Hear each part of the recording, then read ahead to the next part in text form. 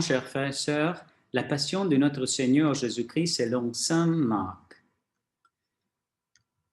Dès le matin, les grands prêtres convoquaient le ancien et le scribe et tout le conseil suprême.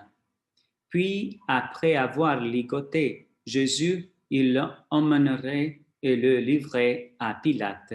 Celui-ci interrogea: « Et toi, le roi des Juifs ?» Jésus répondit: « C'est toi-même qui le dis. » Le grand prêtre multipliait contre lui l'accusation. Pilate lui demanda à nouveau: « Tu ne réponds rien? Vois toutes les accusations qu'il porte contre toi. » Mais Jésus ne répond plus rien, et si bien que Pilate fut étonné.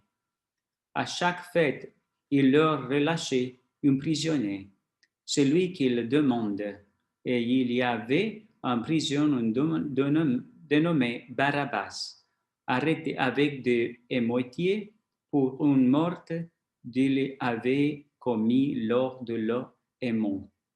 La foule monta donc chez Pilate et se mit à demander ce qu'il leur accordait d'habitude. Pilate leur répondit: « Voulez-vous que je vous relâche le roi des Juifs ?» Il se rendait bien compte que c'était par jalousie que le grand prêtre l'avait livré. Ce dernier soulevait le foule pour qu'il leur relâche plutôt Barabbas. Et comme Pilate reprenait: « Que voulez-vous donc que je fasse pour celui que vous appelez le roi des Juifs ?» De nouveau, il cria: « Crucifie-le. » Pilate leur disait: « Qu'a-t-il donc fait de mal ?» Mais il crie encore plus fort: « Crucifie-le. » Pilate veut contenter la foule, relâche Barabbas, et après avoir fait flageller Jésus, il le livra pour qu'il soit crucifié. Les soldats emmèneraient à l'intérieur du palais, c'est-à-dire le prétoire. Alors il rassemblait toute la garde, il le révèle de pourpre et lui pose sur la tête une couronne d'épines qu'ils ont tracée. Puis ils le mirent à lui faire des salutations en disant: « Salut, roi des Juifs !» Il lui frappait la tête avec un roseau, craché sur lui et sangoyait pour le rendre hommage. Quand ils se furent bien moqués de lui, ils lui enlevaient le manteau du pourpre et lui remirent ses vêtements. Puis de là, ils l'aimaient pour le crucifier et le réquisition pour porter sa croix. Un passant, Simon de Cyrène, le père de l'Alexandre de Rufus, qui revenait de chambre, et il amenait Jésus en lieu du Golgotha, ce qui se traduit lieu du crâne au calvaire. Il lui donnait du vin aromatisé de myrrhe, mais il ne prit pas. Alors il le crucifie, puis que se partage ce vêtement, et tirant au sort pour savoir la part de chacun. C'était la 3e heure, c'est-à-dire 9 heures du matin, lorsqu'on le crucifie. L'inscription indiquant le motif de sa condamnation portait ces mots: « Le roi des Juifs ». Avec lui, il crucifie 2 bandits, l'un à sa droite, l'autre à sa gauche. Les passants injuriaient en hochant la tête.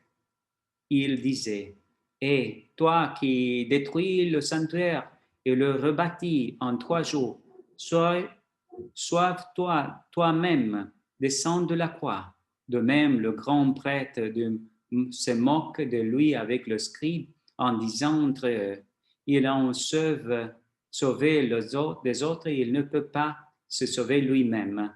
Qu'il descende maintenant de la croix le Christ, le roi d'Israël. Alors nous servirons et nous croirons. Même ceux qui étaient crucifiés avec lui l'insultaient. Quand arriva le sixième heure, c'est-à-dire midi, l'obscurité se fit sous toute la terre jusqu'à la neuvième heure. Et la neuvième heure, Jésus cria d'une autre voix forte, Eloi, Eloi, lema sabachthani, ce que veut dire, c'est traduit, mon Dieu, pourquoi m'as-tu abandonné? L'ayant entendu, quelqu'un de ceux qui étaient là disant, voilà qu'il appelle le prophète Élie. Lui, deux courut trempé en éponge dans une boisson de vinaigre et l'a mis au bout d'un réseau et lui a donné à boire en disant, attendez, nous verrons bien si Élie vient le descendre de là. Mais Jésus, poussant un grand cri, expira. Ici, on fléchit le genou et on arrête un instant. Dans ce moment, restez en méditation, en silence et méditez la mort de Jésus.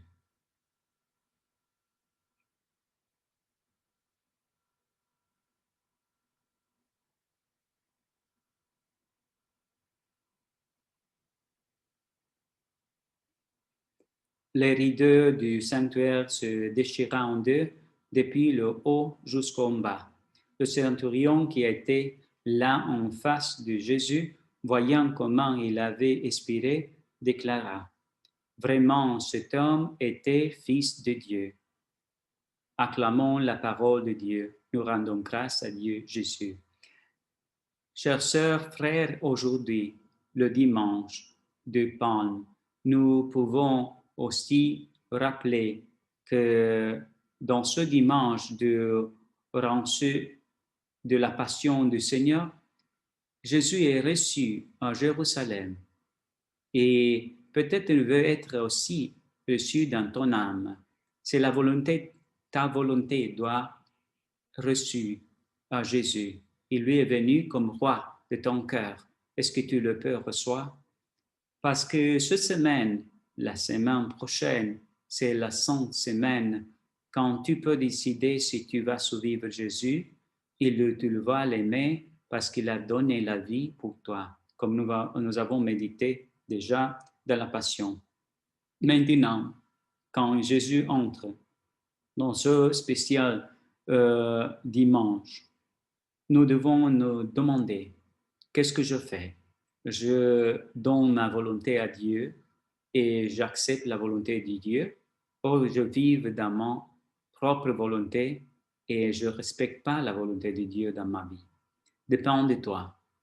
Je t'invite de laisser à Jésus d'être le roi de ton cœur et tu seras très heureux. Tu aimeras la croix qu'il t'a envoyée parce que ta croix se petite en comparaison avec sa croix. Accepte-lui et tu seras béni et la volonté de Dieu sera faite. Ta divine volonté en toi fera du miracle. Dieu te bénisse et la Vierge Marie te protège tous les jours de ta vie. Au nom du Père et du Fils et du Saint-Esprit. Amen.